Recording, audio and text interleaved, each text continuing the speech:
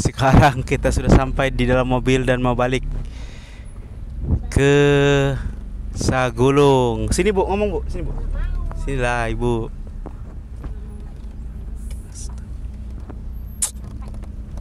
Udah, ini pertemuan ke berapa nih? Keempat ya. Keempat ya Bang. Ini pertemuan keempat. Pertemuan kelima langsung di pelaminan. Masya Allah, gak tahu mau ngomong apa lah ya.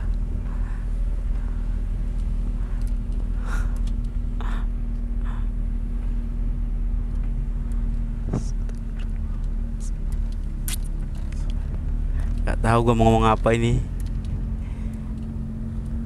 Karena kepala gue pun pening kali, pengen pingsan rasanya dari tadi. Sakit kepala sebelah.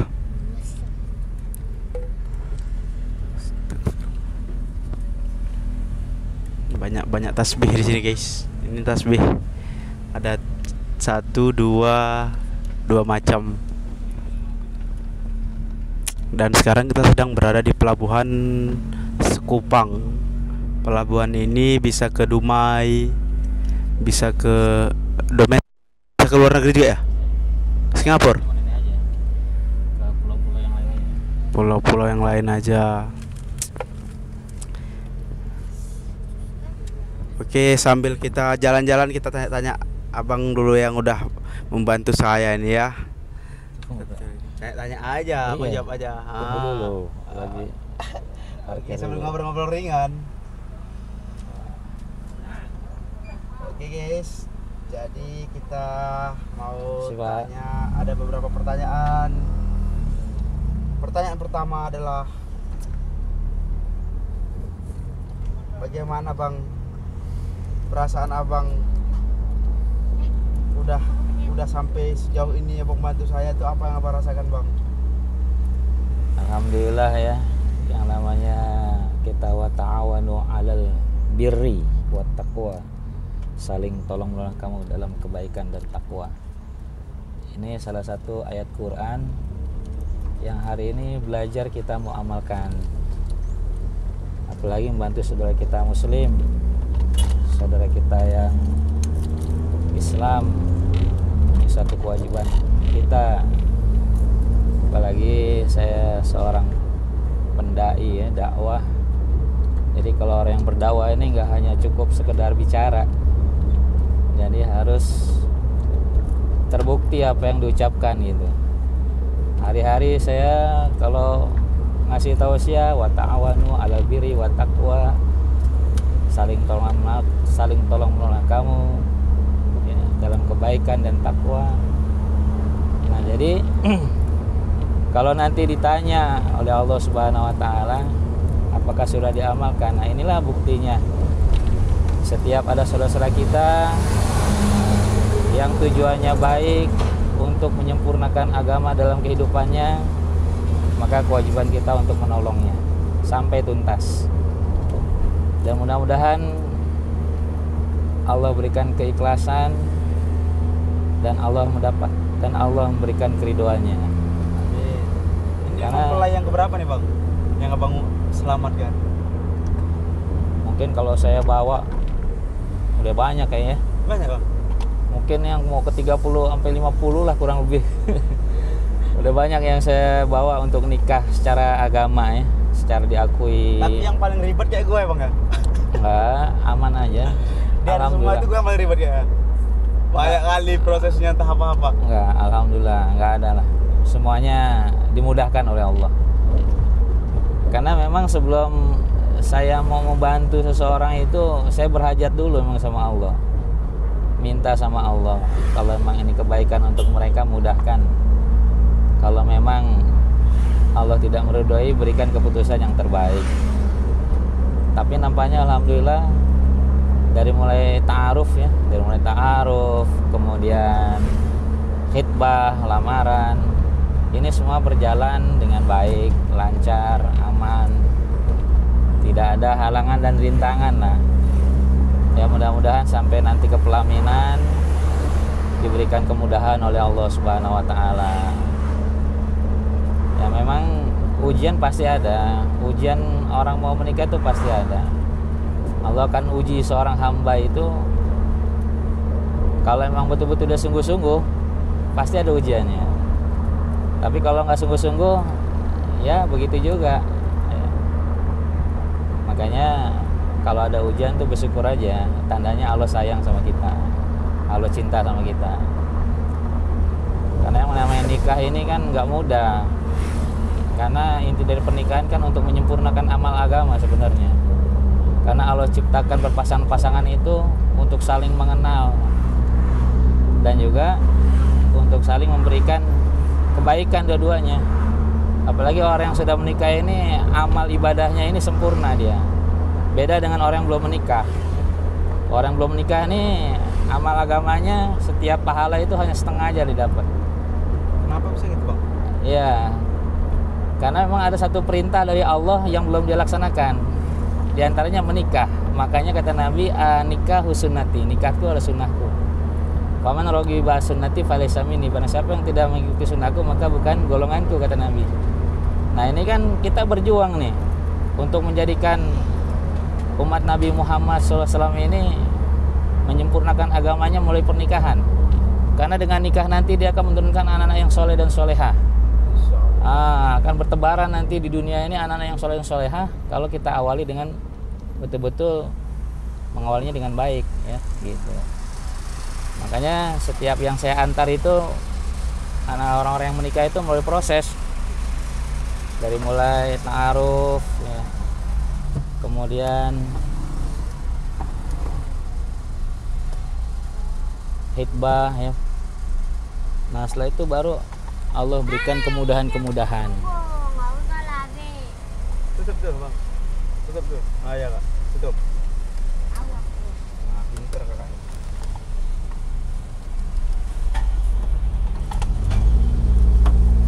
Ada nasihat-nasihat khusus lagi, Bang?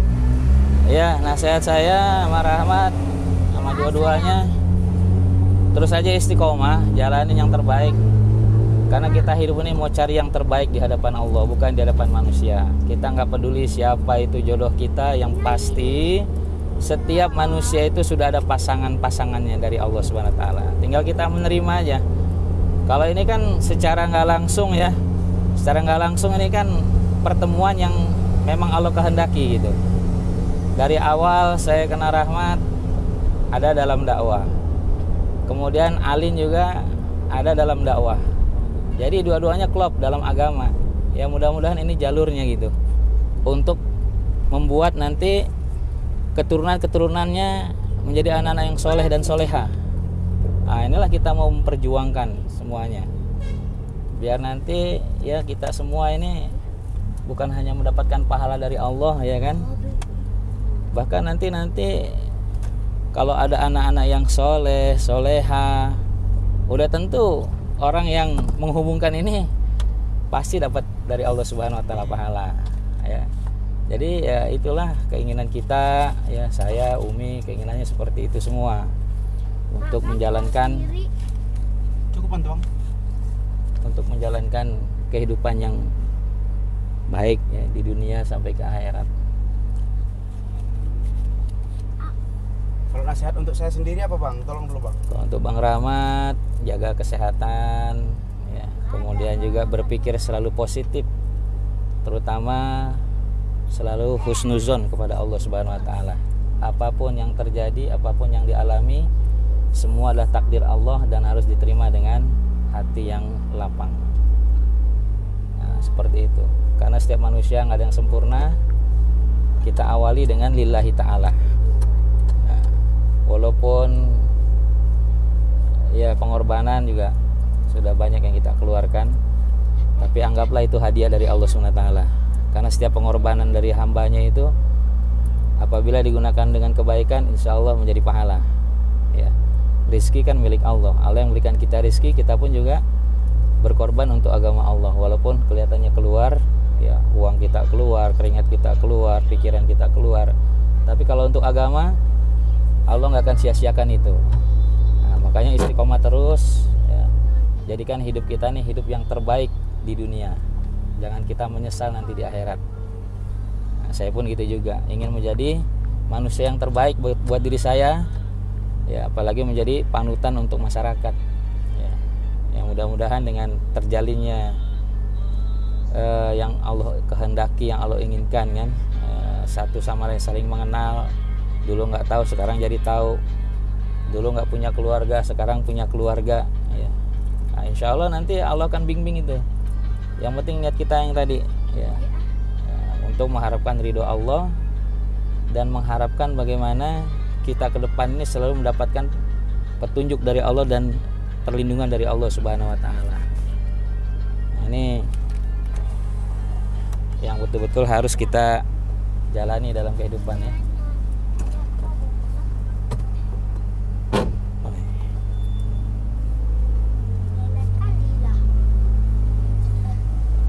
Seratus Mbak. Jadi kita lagi di jalan nih sambil bincang-bincang ringan mau menuju Batu Aji.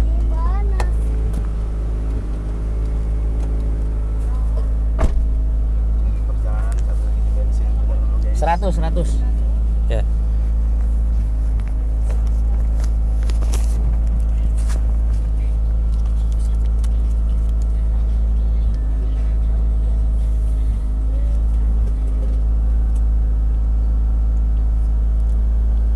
Ada nanti tuh Bang akan berantem rumah tangga tuh ada?